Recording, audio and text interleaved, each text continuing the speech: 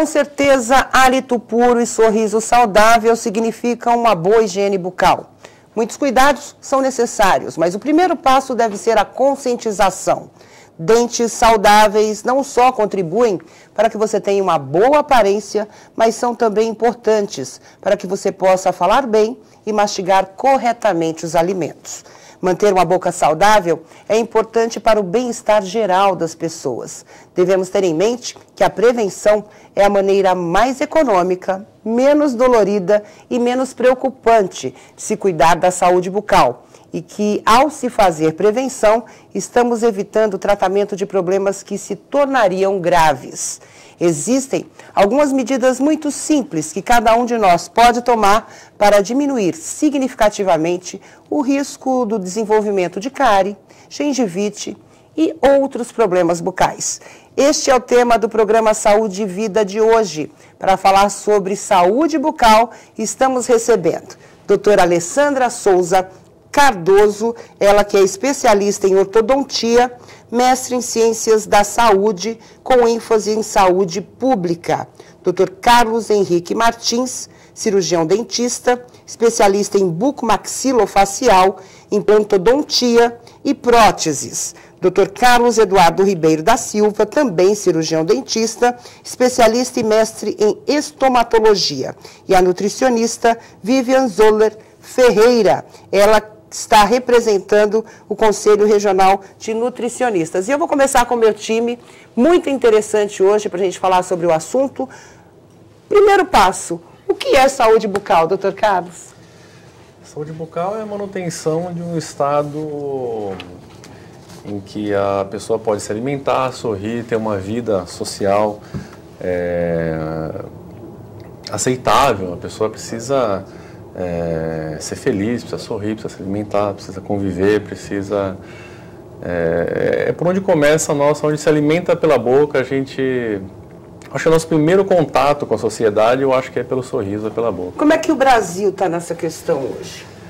A gente tem alguns centros que onde você tem acesso à melhor odontologia do mundo, a gente não deve nada a ninguém, mas a gente sabe que isso é muito localizado, né? Tem muitas regiões do Brasil que a pessoa não tem acesso nem a água fluoretada, nem uma alimentação decente, né, na fase de desenvolvimento. Então ela acaba desenvolvendo uma saúde bucal que deixa muito a desejar. Já fomos chamados, doutora Alessandra, de o país dos desdentados. Eu me lembro muito bem disso, porque a gente brincava muito na época. Minha avó, por exemplo, começou a usar dentadura, ela tinha 30 anos de idade. Ela foi perdendo os dentes por falta dessa consciência mesmo na questão da saúde bucal. Mudamos muito nisso? Podemos comemorar que somos um país mais consciente nessa questão do sorriso saudável? Somos os países dos desdentados. Ainda? Acredito eu que não por falta de uma tecnologia que está chegando, que já chegou e que temos acesso, mas porque a criança está crescendo de uma maneira, já a falta de amamentação, a alimentação. Então, essa estrutura que a criança deveria desenvolver desde o seu nascimento, né? Então, isso causa um impacto muito grande quando ela chega numa idade pré-escolar, quando ela chega numa idade já de ginásio, né, a fase adulta. Então, essa pessoa que não teve já desde o início, né, essa nutrição, essa orientação, seguir as orientações, tanto dos pais, quanto a internet, médicos, a gente tem formas, né, de ter. Então, nós podemos ver que somos o país dos desdentados, porque hoje a pessoa, aos 40 anos, chegar sem os seus primeiros molares, sem os seus dentes, nós podemos dizer que ela é uma desdentada. Agora, não precisa ser desdentado total. Claro, entendi. Mas, por exemplo, a criança, qual que seria a idade? Porque normalmente a criança come muito doce, depois a doutora Vivian vai falar sobre isso. Muito refrigerante, muitos alimentos açucarados, que provocam, claro, as cáries. Mas qual seria a idade aceitável de uma criança ter o primeiro problema dentário, vamos dizer assim? A partir do momento que já teve a erupção de todos os dentinhos de leite, como são chamados dentinhos descidos, o pai, a mãe, o responsável já pode levar a criança para a primeira consulta. Tá? Então, hoje já se fala em odontologia antes de nascer, né? O pré-natal. Então, mas assim que a criança, vamos dizer, não interessa a parte social. Né, se essa criança vem de uma família mais pobre, uma criança que venha de um lar que possa ter informação e acesso aos profissionais, não importa. Então, a criança já com todos os seus dentinhos em torno de 2 anos e meio, ela já pode ter o seu primeiro contato com o dentista. E isso previne, né? E retarda o aparecimento de problemas Apesar bucais. que nós orientamos que flúor, por exemplo, vai ter contato, já tem flúor contato com água, já tem flúor no leite, tem flúor em frutas, em peixes, mas em relação a dentifrício, né, a creme dental, a pasta de dente, então a partir dos 6 anos ela já pode ter esse contato, prematuramente só com orientação do cirurgião dentista. Doutora Viva, qual é a relação alimentação e saúde bucal? Vamos começar do início. É uma relação bem estreita, né? E como a doutora Alessandra colocou bem, vem já desde a amamentação. A gente vê claramente, e tem vários estudos que correlacionam isso, que a criança amamentada, ela tem um desenvolvimento tardio de cárie, por vários motivos, porque o leite materno tem um fator protetor para o desenvolvimento das cáries, e outra coisa que a gente observa muito como nutricionista é que as crianças amamentadas, elas tendem a ter um desenvolvimento de hábito alimentar melhor. Aquelas crianças que são amamentadas pelo menos por 6 meses, e melhor ainda se isso chega ao final do primeiro ano, até 2 anos ou mais, que hoje tem sido cada vez mais difícil encontrar essas situações, mas que é muito importante, as crianças tendem a comer melhor, escolher menos alimentos que deixam resíduos importantes para a formação de cárie, alimentos com açúcar em excesso, a sacarose, né, por exemplo. Então a gente vê um hábito alimentar melhor e que a nutrição ela entra como aliada à odontologia na questão preventiva mesmo. Quais são os alimentos bons, que a gente pode dizer assim, para os nossos dentes? Bom, a questão da alimentação adequada na prevenção da cárie, que é o mais comum, né, e também para uma boa saúde bucal, ela chove um pouco no molhado daquilo que a gente sempre ouve falar. Então, os alimentos ricos em fibras, em vitaminas e minerais, que são as frutas, as verduras e os legumes, e aqueles alimentos com alto teor de açúcar, também eles são bastante prejudiciais, do que a gente já conhece. E existem aí algumas coisas a mais, inclusive no ano passado, em maio, foi publicado um estudo na Academia de Nutrição e Dietética que fazia bem essa correlação e se falava, por exemplo, no efeito protetor das gorduras para a saúde bucal. Claro que lembrando que uma gordura de boa qualidade, né? Então o azeite, por exemplo, que é uma excelente gordura, eles criam uma espécie de uma capa protetora. Que interessante. Podem explicar melhor como isso funciona, que inclusive evita, na verdade, né, o acúmulo de alguns resíduos e facilita na limpeza. As fibras que estão nas verduras, nas frutas e nos legumes, elas entram auxiliando na remoção daqueles resíduos. Quando a gente mastiga, por exemplo, verduras, aquelas fibras elas fazem uma espécie de uma faxininha mesmo, ajudam a remover aqueles resíduos. E a gente tem os alimentos que contribuem na alteração ou na manutenção do pH adequado da boca. Doutor Carlos, quais são as doenças mais comuns na nossa boca? Quais são as recordistas, assim, quando a gente fala em problemas bucais? Bem, nós temos diversas doenças, né? Mas o herpes é uma doença bastante comum, as aftas são doenças comuns, as infecções por fungo, que nós chamamos de candidíase ou de sapinho, são infecções comuns. O sapinho era mais comum antigamente, não era, doutor? O que mudou? Ou se falava mais em sapinho? Não, eu acho que se falava mais, Sim. Continua bastante comum também. Além disso, hoje nós temos uma importância muito grande do HPV, do papiloma vírus na boca, que a gente sabe que é um dos fatores carcinogênicos, porque ajuda na formação do câncer bucal. Temos o mau hálito como uma condição social e de saúde muito importante, né, de convívio social. Enfim, temos uma infinidade de doenças que podem acontecer na nossa boca. Agora, doutor, o senhor falou da questão do câncer. Ele é comum? O câncer bucal é comum no Brasil? O câncer de boca ele é o 5º tipo mais comum no homem e o 7º tipo mais comum nas mulheres. Por que essa diferença? Essa diferença, na verdade, vem caindo. A questão de 30 anos atrás era uma relação de 10 homens para cada mulher. e hoje vem se diminuindo essa relação e estamos com mais ou menos 2 homens para cada mulher. Acredita-se isso ao fato das mulheres hoje fumarem muito mais, beberem muito mais, terem condições estressantes e de trabalho muito semelhantes às dos homens, coisas que não tínhamos antigamente. A tendência pela curva é que em muito pouco tempo a gente tenha um número igual entre homens e mulheres. Mas é verdade que a mulher procura mais o dentista do que o homem? Ela se preocupa mais com os dentes do que o homem ou não? Hoje isso está igual?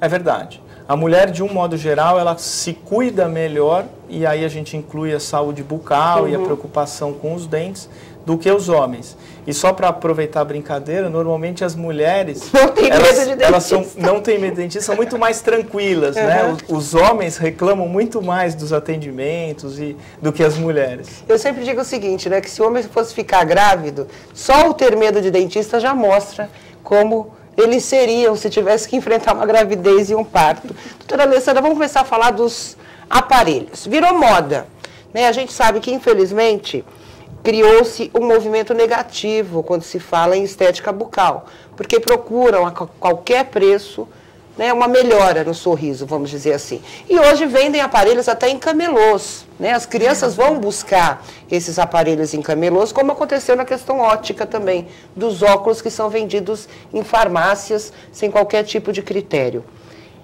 Isso, de certa forma, influencia diretamente, vamos dizer assim, nessa questão de doenças na boca, ou seja, usar o aparelho sem prescrição médica, sem esse acompanhamento. O que está acontecendo hoje, doutora Alessandra? Vamos começar, então, falando dos aparelhos em si. Então, o que se vende nesses camelôs não é um aparelho ortodôntico. São algumas peças que são escolhidas para serem coladas na boca como um piercing, como uma maquiagem desse dente. Tá? Então, hoje eu sei, através de reportagens que já aconteceram, em que foram fazer diretamente com as pessoas que praticavam esse tipo de atitude de colar os aparelhos, né, em jovens. Então, eles colocam com super bonder, cola quente, e o que chama atenção é a facilidade com que você tem acesso às cores, através dos elásticos de silicones e látex, e eles querem combinar com o boné, eles querem combinar com o tênis, enfim. Esses jovens que procuram, eles procuram porque eles querem inclusão. Eles estão querendo ser inclusos numa tribo, num grupo em que todos estão fazendo, então a moda é isso. E tem total desconhecimento dos riscos total disso, desconhecimento. Né? Nem a família, nem na escola, não consegue. O risco, eu não estou dizendo do risco ortodôntico. Vai acontecer de entortar um dente, de ter um problema de apinhamento, um problema dentário, vai. Mas nunca ninguém falou, nunca nem a mídia colocou isso daí como um problema de saúde pública. Claro. Porque você dissemina através de saliva, de uma perfuração, você pode disseminar hepatite B, hepatite C, você pode disseminar tuberculose. Tá? Porque são bactérias, tem bacilos e vírus que estão aí e que são resistentes, e eles ficam nesses materiais pérfuro-cortantes que eles usam como prática de colagem, de manutenção, de trocar o elastique, de trocar esse material na boca, e ao ar livre, sem higiene de mãos, é um atrás do outro. E logo, né, as mãos, né, que são as maiores. Então, essa prática, sim, tem acontecido por irreverência desses jovens, por falta de informação. Bom, falta de informação está hoje em qualquer lar, como eu já te disse, então a gente não tem, o controle seria através de uma fiscalização. Fiscalização de quem fornece, né, para quem está fornecendo esse material, fiscalização de quem, para essa pessoa que está praticando isso, né, o impedimento disso. No nosso dia a dia, como profissionais, nós estamos trancados dentro dos nossos consultórios, nós estamos a par de tudo isso, mas o nosso dia a dia é muito diferente, então não chega a ser uma coisa assim que influencia os meus pacientes, porque eu procuro informar, desde a parte de o que ele está usando, como vai ser feito, higienização, né, retorno, troca de material, o que é a ortodontia, o planejamento. A ortodontia não é colar um bract, passar um fio e pôr uma borrachinha colorida. A ortodontia, ela é o essa. diagnóstico, ela traz o planejamento consigo, ela traz uma responsabilidade profissional do começo ao fim, né? Você assistir o seu paciente, dar condições a essa assistência. E isso sim é uma ortodontia. A gente vai mostrar no próximo bloco algumas coisinhas aqui que a doutora Alessandra deixou. Eu vou deixar algumas perguntas para dos doutores Carlos e para a Vívia. Doutor Carlos, a questão da ardência bucal, eu queria falar um pouquinho. Diz que a idade também influencia no surgimento de determinados problemas bucais. É uma coisa que me preocupa, porque eu já estou quase chegando aos 50 anos. A questão dos implantes, a gente vê muita propaganda na televisão oferecendo um sorriso rápido, barato, você pode pagar até em 60 meses, né?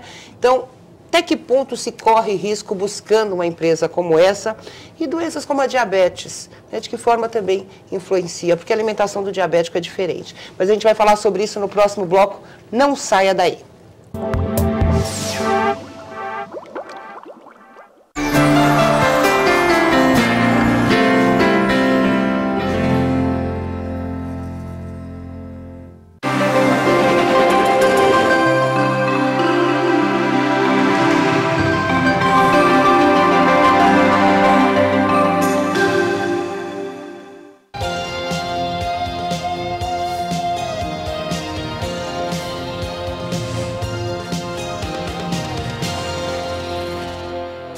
As eleições gerais de 2014 serão realizadas no dia 5 de outubro. Quem tiver alguma viagem no período deve ficar atento e informar a Justiça Eleitoral para que possa votar em outro cartório. O voto em trânsito foi criado na eleição de 2010. Este ano tem novidades. As cidades com mais de 200 mil eleitores poderão receber urnas eletrônicas para o voto em trânsito. São ao todo 92 cidades, entre capitais e municípios brasileiros. Basta ter no mínimo 50 habilitados para votar no local. Lembrando que o voto em trânsito é para a escolha apenas de presidente e vice da República. E não é necessário justificar a ausência do voto para os demais cargos. Os eleitores habilitados para votar em trânsito não poderão votar no seu domicílio eleitoral.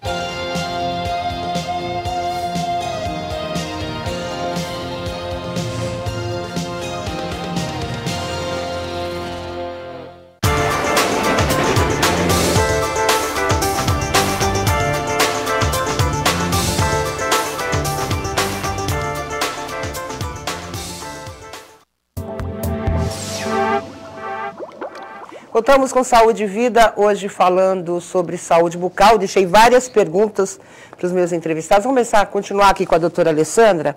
Ela trouxe alguns apetrechos aqui para a gente ver. E o que me chamou a atenção é claro, né? O aparelho, um aparelhinho todo colorido, chama a atenção da garotada. E às vezes, até para entrar na moda dos colegas, acaba buscando, né, um aparelho como esse.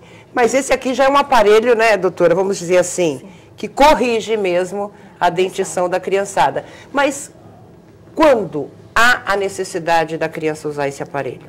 Quando é primordial para ela ter a dentição perfeita? Quando se tem o diagnóstico de uma má posição dentária, então não é a má posição dentária chama a atenção dos pais.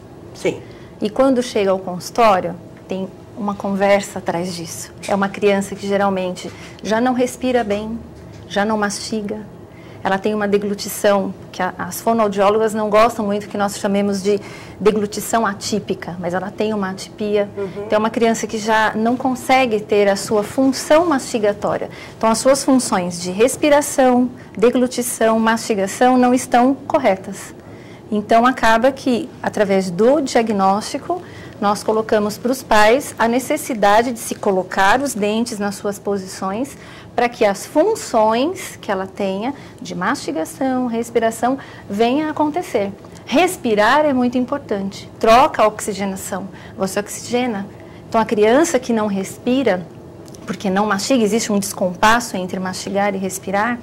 Então, a criança que não respira, ela não oxigena seios da face, tecidos. É uma criança que acorda muito sonolenta, fica com deficiência de aprendizagem. Então, você precisa... A gente vê como a boca influencia, né? Muito. A nossa saúde como um todo. É por onde a nossa saúde começa.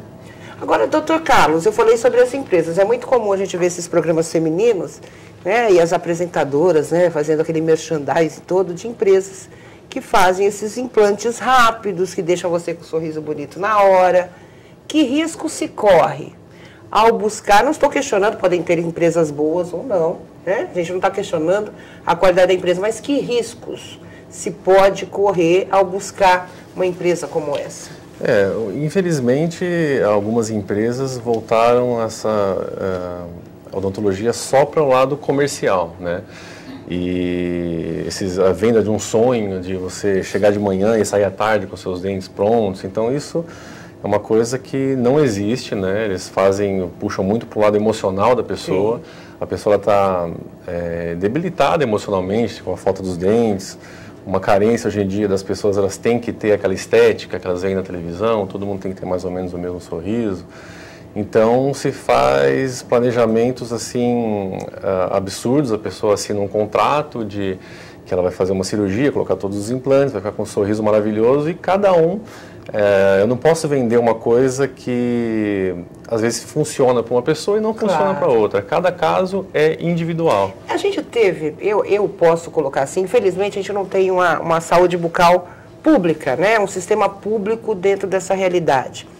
E as pessoas buscam isso e a facilidade no pagamento, a gente fala da economia, né? Muita gente nunca foi a um dentista, muita gente perdeu os dentes cedo. Né? Eu estava contando, a minha avó perdeu os dentes com 30 anos. Eu fico imaginando hoje, se ela visse isso na televisão, como já aconteceu com um colega nosso de trabalho aqui que teve problemas com uma empresa como essa, você acaba atraindo mesmo esse interesse, porque a gente não tem a informação de que risco podemos correr, né? E a facilidade, você não tem fiscalização desse tipo de atividade. Aí a situação se agrava mais ainda. Isso falta muito. Quando começou, hoje em dia, nós temos empresas brasileiras que produzem implantes de qualidade. Então, hoje em dia é uma coisa muito mais acessível. Você consegue fazer um tratamento de alto nível, que a gente estava conversando antes aqui, que não deve nada para lugar nenhum no mundo. E você consegue, antes quando a gente começou essa história de implantes, até o Dr. Carlos também, a gente só se falava em dólar, né? Sim, era caríssimo. Um orçamento que era feito hoje, no mês seguinte, a gente já tinha que mudar isso. Hoje em dia, é uma coisa muito mais tecnologia nacional hoje. Sim. Nessa questão. Eu lembro quando eu fui fazer os meus, era do Japão, não sei o que, vinha não sei da onde. Eu falei, doutor, é caro isso, né? Ele falou, não, eu tenho que importar tudo. Sim, hoje a gente tem know-how brasileiro. Sim, temos. Ai, que bom. E a questão é odontologia apesar de ter muita tecnologia envolvida, ainda é um trabalho artesanal, a gente depende da resposta biológica do paciente. Então, diferente de você montar uma empresa de fast food, que você tem aquela coisa que você frita aqui tantos minutos, então é muito complicado você ter uma rede de consultórios com a mesma marca e vendendo a mesma coisa. Então, você tem que procurar um conselho que a gente dá para aqueles que procuram um tratamento, é procurar um profissional que você se identifica, que você confie, né? Eu acho que uma primeira conversa, claro. E esse é o principal. Agora, é importante dizer também que até a troca de informações, né? Casos como o do André, a gente tem que mostrar, tem que discutir exatamente para que as pessoas criem essa conscientização. Eu falava com o Dr. Carlos, o outro Dr. Carlos, sobre doenças da moda, vamos dizer assim. Existem doenças de momento, né? De clima, que fatores externos influenciam o aparecimento dessas doenças na boca? Olha, existem algumas doenças que têm as suas sazonalidades, né? Por exemplo, o uso de piercing na boca é uma coisa que hoje está muito em moda, assim como esses aparelhos ortodônticos que a doutora Alessandra falou, porque a juventude, os meninos querem colocar cada vez mais adornos ou coisas diferentes, e alguém coloca e os outros todos, para fazer parte do grupo, passam a colocar também. Quais são os riscos? A gente vê muita molecada, né, com piercing no meio da língua, né, que é uma coisa que deve ser extremamente desconfortável e eu imagino, assim, que possa acarretar algum tipo de problema. Olha, nós fizemos um trabalho na Universidade de Santo Amaro, onde nós fizemos biópsia de 100 jovens com piercing na língua. Então, a gente ia ali do ladinho onde está o piercing, tirava um pequeno pedaço, obviamente com consentimento das pessoas. Deve ser armazenar alimento, deve fazer um cheiro esquisito, né? Então, tem esse agravante também. Exatamente. E obviamente com a anuência das pessoas, a gente removia um pequeno fragmento e fazia uma análise disso no laboratório. E dos 100 pacientes tiveram algum grau de alteração no tecido. Nossa. Inflamação, infecção, displasias epiteliais, quer dizer, situações que podem levar a doenças sérias, a coisas importantes. Isso sem falar no mau hálito, sem falar em múltiplos casos de fratura de dente, que aquelas bolinhas metálicas que eles ficam dançando com a língua, às vezes produz a fratura de um outro dente, reabsorção de osso, quer dizer, infecções importantes. Tem um trabalho publicado no British Medical Journal de um paciente que morreu de encefalite, de infecção cerebral, por conta de um piercing que ele tinha na boca. E descobriu-se isso na autópsia, porque o médico resolveu colher o material e colher o material da boca. Ele achou que era interessante e descobriu-se que foi acaso e houve uma publicação a esse respeito. Então, tem uma infinidade de problemas para aqueles que usam piercing na língua. E só um adendo, assim, não recomendamos em hipótese alguma que se coloque, que se use nem no lábio, nem na língua, em nenhuma área da boca. Mas a língua é pior do que aqueles que ficam aqui no lado externo, né, do lábio? Na verdade, os dois são ruins, porque no momento em que ele tem contato com a saliva, com a parte interna da boca, ele está produzindo infecção numa área muito contaminada, que é a boca. Doutor, eu vi uma vez, eu não sei se é invenção, porque a gente na internet vê muita montagem de fotos, né? Alargadores de bochecha, que aparecem os dentes, juro, eu vi isso, que aparecem os dentes aqui na lateral. Eles abrem, igualzinho, o mesmo sistema do alargador de orelha, só que na bochecha.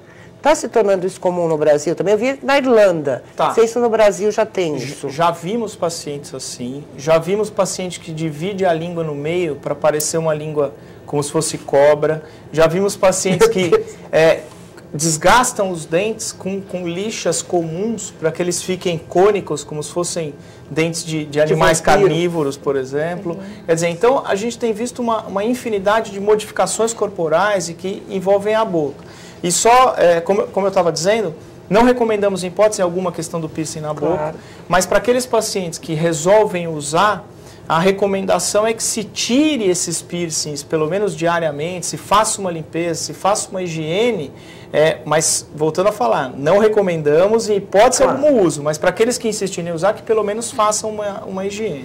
E uma última colocação é a seguinte, aqui no estado de São Paulo nós temos uma lei que proíbe menores de idade de fazerem tanto piercing quanto tatuagem, mesmo que com a anuência dos pais. Sim. E isso, infelizmente, não tem sido respeitado como a gente gostaria, mas fica aqui o alerta para os pais que estão vendo o nosso programa, que isso é proibido, né? Que não se pode executar, não se pode fazer, e que se alguém tiver conhecimento de algum estúdio que faça isso em menores de idade, que denuncie, por favor. Deveria ser uma lei nacional, né? A gente já discutiu até isso, que às vezes a criança, entre aspas, vai para outro lugar, onde é permitido, faz e volta para São Paulo. E os pais, muitas vezes, são levados pelos próprios pais, né? Que aí a situação é pior ainda. Doutora Vívia, determinadas doenças e a saúde bucal. A gente sabe que diabético tem uma alimentação diferenciada, principalmente quando o problema existe em crianças.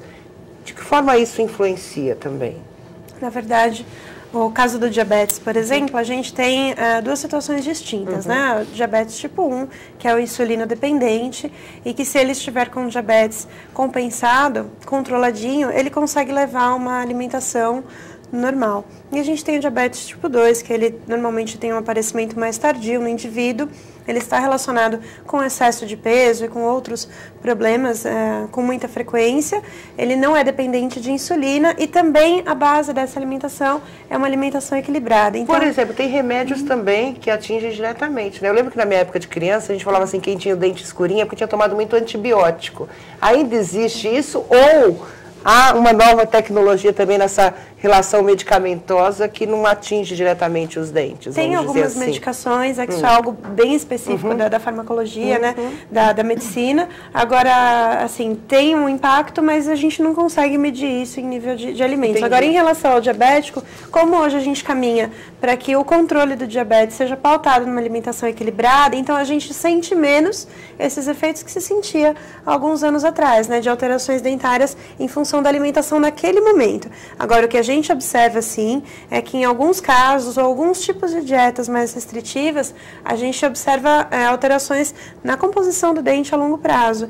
Por exemplo, situações em que você tem um baixo consumo de cálcio e vitamina D, né, que são fundamentais para boa formação óssea dos dentes. E a gente tem hoje as dietas da moda, né, doutora Vivian? Então, eu acho que aos montes. É preciso tomar cuidado com isso também, porque influencia diretamente na questão da nossa boca. Né? As pessoas querem emagrecer a qualquer custo e esquecem que aquele tipo de dieta pode ser negativo, né, para o nosso organismo como um todo. Sim, pelo déficit de nutrientes e pelo que fica na boca naquele momento. Nós falávamos no intervalo sobre o doce, né, mas não é restringir totalmente o doce, mas em que momento comer. Isso, acho que essa regra da moderação, do equilíbrio, ela vale para tudo. O indivíduo pode, uma criança pode comer um doce eventualmente. O adulto pode comer seu fast food de vez em quando, mas isso precisa acontecer dentro de um contexto de equilíbrio. E a questão do mastigar? A gente está mastigando, certo? Eu nunca reparei nisso, é uma coisa que a gente também não tem muita consciência. Vou começar lá de trás, né? A gente vê crianças com... Hoje a indicação é que com 6 meses as crianças comecem a alimentação complementar, os alimentos sólidos, frutas e depois a papa salgada, enfim, e que isso não seja peneirado nem batido, por vários motivos. Porque a criança, mesmo sem dentes, ela já tem força para triturar os alimentos bem cozidos, então uma papa com legumes, cereais, enfim, amassados, ela já tem capacidade de amassar aquilo com a própria força da gengiva, lembrando que a mastigação ela não está só na dentição, ela está muito envolvida com outros mecanismos, a articulação, por exemplo, e, por exemplo, uma criança que não tem dentes, ela consegue comer uma papa com pedacinhos bem cozidos, porque ela não tem o dente para cortar, mas ela tem o movimento da articulação. Isso. E ela, claro, até o final do primeiro ano de vida, ela está apta a mastigar muita coisa. Já, até com os primeiros dentinhos, ela já consegue desenvolver uma boa mastigação. Quer dizer que o erro começa pelas mamães, né? Que tem, eles não vão conseguir mastigar, então amassa tudo, até a maçãzinha, isso, né? Na minha rotina, eu trabalho muito com crianças em idade pré-escolar e berçário, e eu vejo nas escolas essa realidade. Às vezes vem com a indicação não só da família, mas do pediatra. E isso influencia ao longo da vida? Quer dizer, sim. São crianças que maiores não conseguem mastigar, não têm habilidade de mastigação. Falam, até a gente fala que a musculatura fica mais flácida, né? As fonos também trabalham muito isso. Então, crianças com 4, 5 anos que só comem macarrão, purê, miojo, porque não tem força para mastigar, porque não desenvolveram isso lá atrás. Não conseguem comer uma maçã com casca, que é uma coisa tão importante. Eu vou de novo para o intervalo, mas daqui a pouco eu volto. Eu vou perguntar uma coisa mais curiosa para o Dr. Carlos, a questão de implante, se tem idade. Né? Porque a gente às vezes vê uma criança que sofreu algum acidente, que perdeu alguns dentes. Se na questão do implante existe uma idade certa para fazer esse tipo de procedimento. A gente volta já já.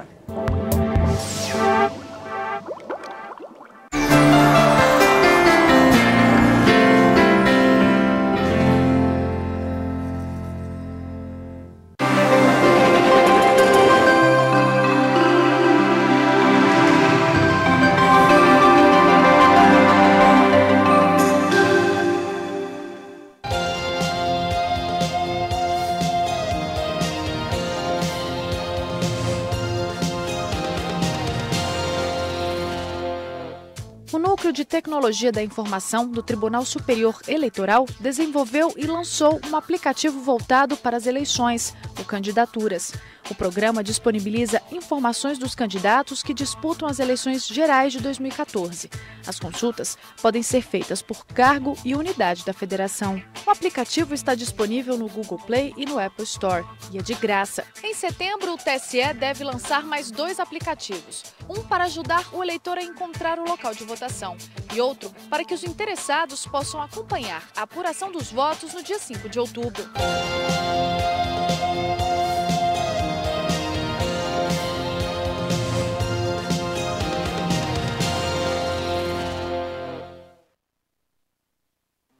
Os Os postos da rede pública de saúde têm disponível durante todo o ano a vacina contra o vírus HPV, que é sexualmente transmissível e pode causar doenças como o câncer do colo de útero. Neste ano, devem ser vacinadas meninas de 11 a 13 anos de idade. Em 2015, serão meninas entre 9 e 11 anos. Para receber a dose, basta apresentar carteira de vacinação ou documento de identificação.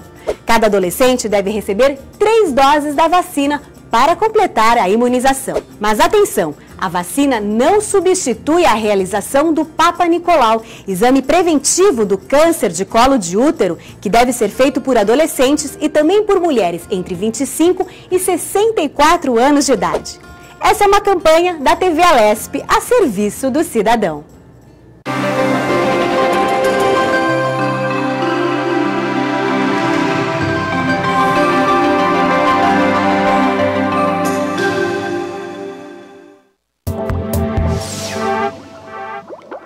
Voltamos com Saúde e Vida, hoje falando sobre saúde bucal. A gente sempre tem um programa aqui durante o intervalo.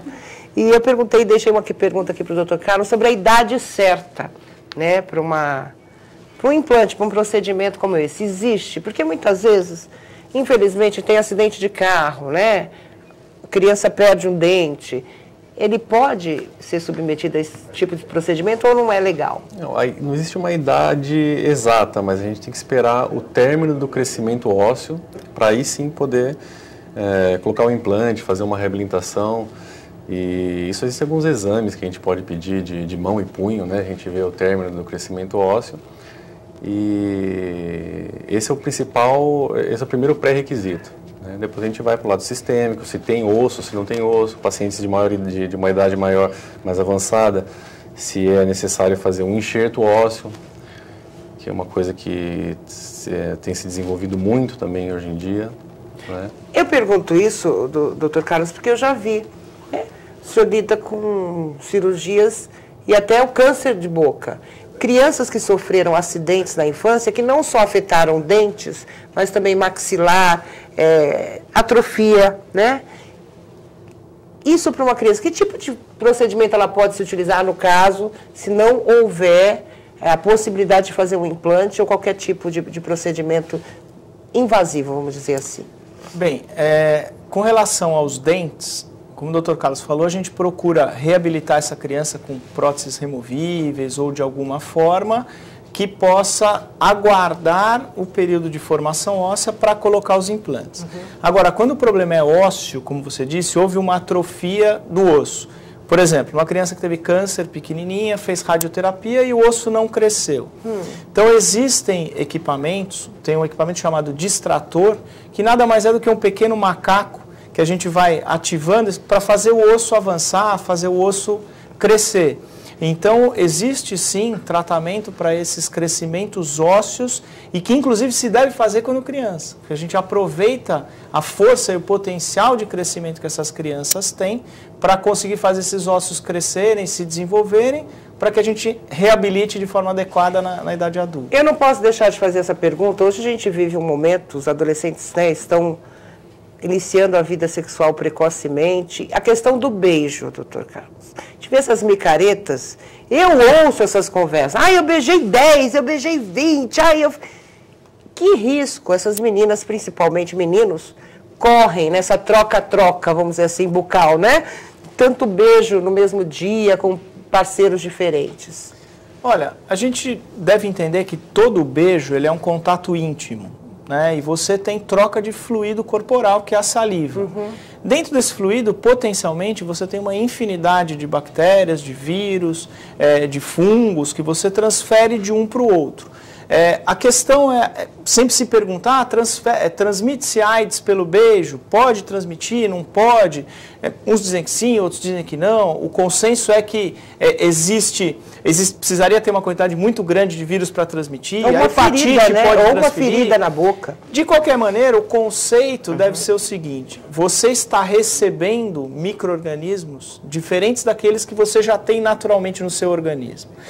Muitas vezes você tem o fungo que produz o sapinho, que para você, naquele momento, o seu, ele está ali, é um habitante normal, não produz doença. Mas se você receber um outro subtipo desse mesmo fungo de uma outra pessoa, você pode vir a desenvolver uma doença. E assim, cada um resiste também, né? Existe uma resistência, para cada pessoa tem uma resistência diferente. Exatamente. Ter infecção significa...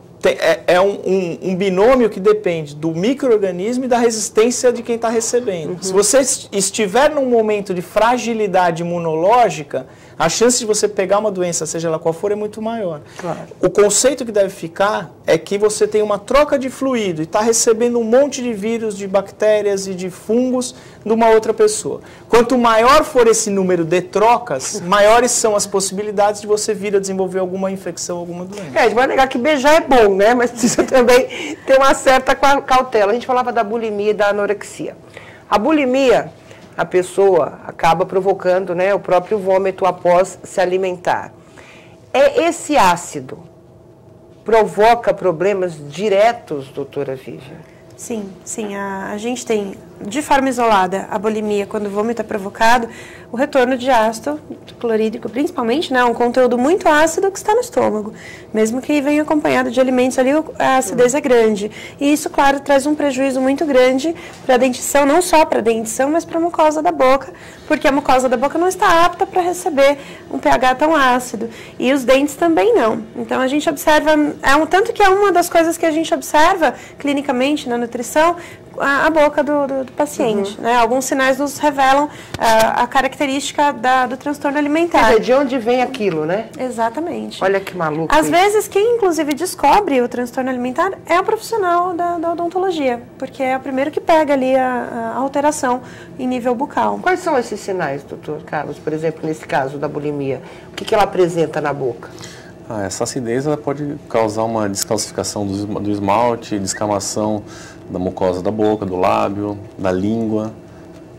E o emocional provoca algum tipo? Eu tive bruxismo uma época, né? Eu já tive tudo. Então, e eu lembro que eu tinha crises, principalmente em épocas de prova. Isso foi na minha adolescência.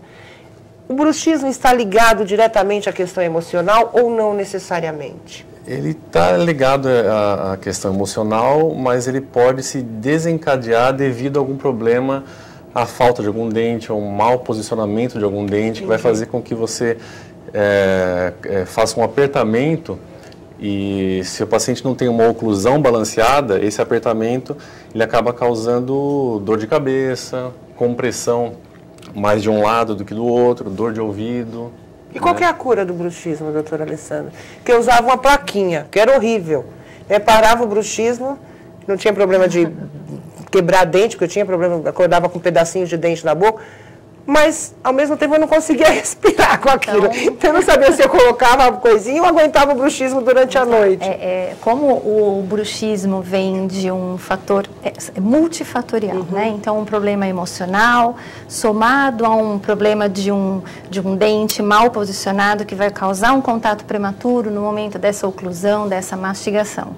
Então o paciente ficou tenso o dia todo, passou uma tensão emocional forte, à noite quando ele vai dormir, que vai relaxar, a musculatura começa a trabalhar e aí ele tem esse dente fora de posição. Então ele vai fazer esse apertamento, como o Dr. Carlos falou, ele vai fazer o apertamento ou, né, esse ranger, essa movimentação inconsciente, o paciente não se lembra, no dia seguinte ele vai saber que tem alguma coisa errada. Ele acorda dolorido, acorda dolorido, e tem os pedacinhos de dente. Provavelmente, né?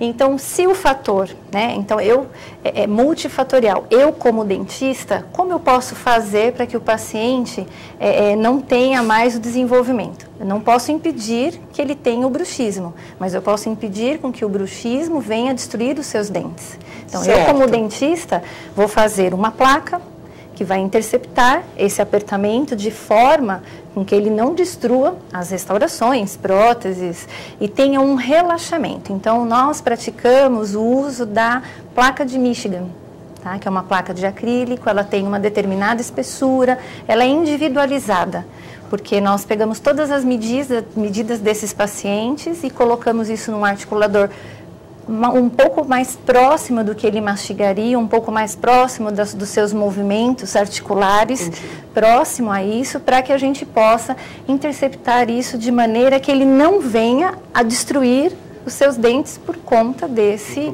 movimento muscular. Um relaxamento. Mais importante. E até, aliás, às vezes, né, um tratamento psicológico com isso. Isso é um pouco difícil. É um pouco difícil você falar, né, Diga, doutor. E hoje em dia também, uma outra terapia coadjuvante que muitas vezes a gente usa é a aplicação de botox no músculo masseter, né, que é um dos músculos de força da mastigação. Fica mais bonito. Não, na verdade ele não tem função estética nenhuma. A função dele é diminuir a potência mastigatória do músculo para promover com que o músculo não tenha uma força tão grande nesse apertamento.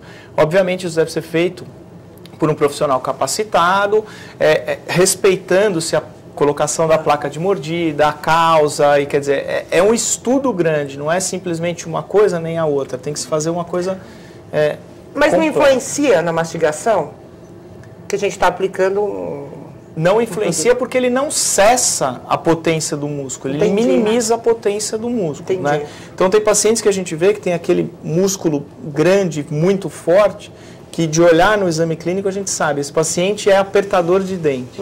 Então quando a gente faz a aplicação do Botox, por exemplo, ele reduz a potência do músculo, mas ele não impede que o paciente mastigue de forma correta e saudável. Agora, doutor, rapidinho, a gente estava falando da questão das gravidades, né, das doenças bucais que podem afetar outros órgãos. Eu contava um caso pessoal de uma pessoa que teve um problema no implante que acabou afetando o coração. É verdade isso? A questão da saúde bucal influencia diretamente em outros órgãos, não só o coração, como outros órgãos? Sim, a gente sabe que a endocardite bacteriana, que é uma infecção das válvulas do coração, de 85% a 90% das vezes a causa são infecções bucais. Olha que absurdo. Porque é uma porta que fica aberta, né, o paciente fica literalmente engolindo pus ou engolindo bactéria, isso entra na corrente sanguínea e vai parar lá no coração. Aproveitando o exemplo, quer dizer, as doenças periodontais ou as infecções das gengivas nas mulheres gestantes é uma das principais causas de parto prematuro que existe. Olha, não sabia disso. Nas mulheres gestantes que têm doença periodontal, as principais causas de parto prematuro. Então, a boca, ela é o espelho e o reflexo do organismo. Tanto é que os chineses, há muitos mil anos atrás, já fazem, na medicina tradicional chinesa, o exame da língua. Ele pode revelar para a gente uma série de alterações, por exemplo, anemia. A língua geográfica é uma alteração que nos mostra o estresse de uma forma muito importante, a questão psicossomática, deficiências vitamínicas que são mostradas para a gente na língua e uma série de outras alterações. Eu quero dizer que, infelizmente, o nosso tempo chegou ao fim, mas eu vou dar um minutinho para cada um dos convidados para as considerações finais, deixando algumas perguntinhas, assim, algumas curiosidades. Doutor Carlos, muito obrigada. O uso de fio dental, é bom ou ruim? É fundamental, né? O fio dental, você consegue promover a limpeza em regiões que a escova e a pasta você acaba não atingindo. Então é fundamental. Até tinha um professor que brincava, falava que se você fosse para uma ilha deserta e tivesse que escolher entre o fio dental e a escova de dentes, você escolhesse o fio dental. E com que frequência as pessoas devem buscar um dentista? Cada caso é um caso, pelo menos o próprio cirurgião dentista vai falar, o seu caso você precisa voltar a cada 6 meses, uma vez por ano, mas acredito que... Uma pessoa saudável, que não tem problemas... pelo menos. Uma vez por ano. Um check-up, né? E como na saúde geral, na saúde da boca. E a última dica, qual a sua dica? A última dica é procurar um profissional que você se identifique, né? Esquecer um pouco esse marketing exagerado que andou fazendo. E essa questão de querer ter o sorriso da atriz, da novela, né? Eu acho que cada um tem a sua característica, eu acho que a gente está perdendo um pouco a identidade, né? A parte individual de cada um. Eu acho que a gente tem que ser o que a gente é e sorrir, ser feliz, se alimentar. Como escolher a escova certa, doutora? A gente vai lá, tem macia, média, forte, dura, não sei o quê, grande, pequena, pequena. Como é que a gente escolhe a escova certa para gente? Uma escova que você possa trocar todos os meses. Ai, tem que trocar a escova todo mês? Eu então, duvido que alguém troca a escova de dente todo mês. Todo mês, como você troca o seu shampoo, você troca a qualidade do seu condicionador. A escova barata... com cerdas macias, nunca você consegue tatear, porque tem o invólucro, a embalagem, então vem escrito. Então você procura comprar uma escova de cabeça pequena, macia, uma escova barata, uma escova acessível. Não adianta eu chegar e falar para uma mãe que ganha um salário mínimo e falar para ela comprar uma escova. Eu acho até que tem que ser distribuído em posto de saúde, escova, pasta de dente, sabe? E a pasta qualquer uma, desde que... Então, existem os cremes específicos, mas essa história de creme clareador, e isso a gente não... Existe todo um protocolo para se atingir um clareamento, um branqueamento, que não é dessa forma, através de cremes. Aproveitando, o clareamento faz mal? Não, não faz mal. Não é questão, precisa ser sempre assistido pelo profissional. E isso é fundamental para que dê certo. Doutor Carlos, muito obrigada pela sua presença. Eu quero saber essa questão das aftas. Dizem, tem muita gente que tem muita afta, né? Ah, eu tô com uma afta aqui, eu tô com... É uma coisa preocupante. E outra situação, a questão da ardência bucal. Por que está se tornando comum isso? Bem, com relação às aftas, existem mais de 30 causas diferentes de aftas, né? Então a gente precisaria examinar o paciente, fazer uma série de perguntas, um exame clínico, para saber a causa e o tratamento específico para aquele paciente. Eu pergunto isso, porque eu vejo muita gente tem afta, às vezes pega o bicarbonato de sódio e coloca, tá ótimo. E dá a receita, né? Você tá com afta, põe um bicarbonato que melhora. Tá errado, né? Tá errado. O bicarbonato é ruim porque ele queima a terminação nervosa e naquele ponto você fica sem sensibilidade. Então você perde a sensibilidade naquele ponto. Então, se você fizer isso milhares de vezes durante a sua vida, vai chegar uma hora que você não sente mais nada dentro da boca, ou vai ter uma sensibilidade muito diminuída. E a questão da ardência bucal é uma alteração muito comum em mulheres acima de 50 anos de idade e que não tem nenhum aspecto visual de alteração. A gente não consegue ver, mas os pacientes relatam isso, que também precisa de um atendimento, mas tem solução. Então procure sempre um especialista. Rapidinho, doutora Vívia, seu recado final sobre a questão da saúde bucal e a alimentação. Bom, vamos chover no molhado de novo, né?